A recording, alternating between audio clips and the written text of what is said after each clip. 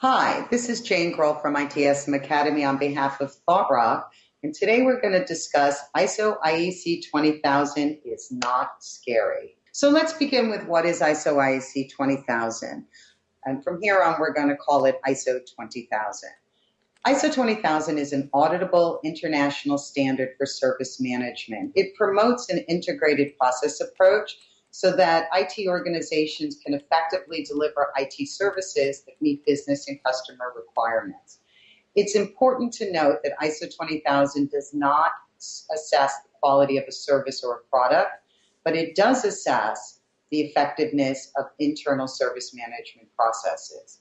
It is applicable to all types of IT service providers, including internal, external, and shared IT organizations. So the structure of ISO 20000 is actually in two parts. The first part is called the specification, nicknamed the shalls. It's comprised of 23 pages, so it's not a very large body of work, but it does define the minimum critical activities for effective service management processes.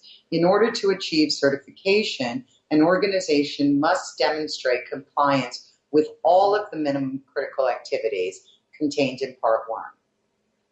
Part 2 is called the Code of Practice, or nicknamed the shoulds.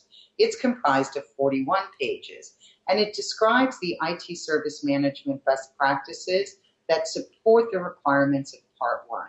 So in order to achieve certification, an organization can use Part 2 to meet the requirements of Part 1 and to provide the evidence necessary to obtain the certification.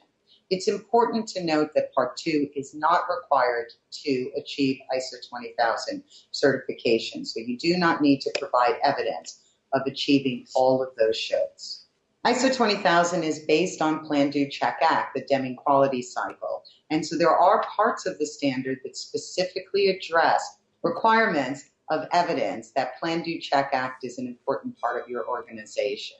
In planning, we establish the objectives and processes necessary to deliver results that meet customer requirements and organizational policies. But after the planning, we actually have to go ahead and implement the processes, and that's contained in the requirements for Do. Once the processes are implemented, we need to monitor and measure those processes and services against the policies, objectives, and requirements that came out of the plan stage, and the results need to be reported.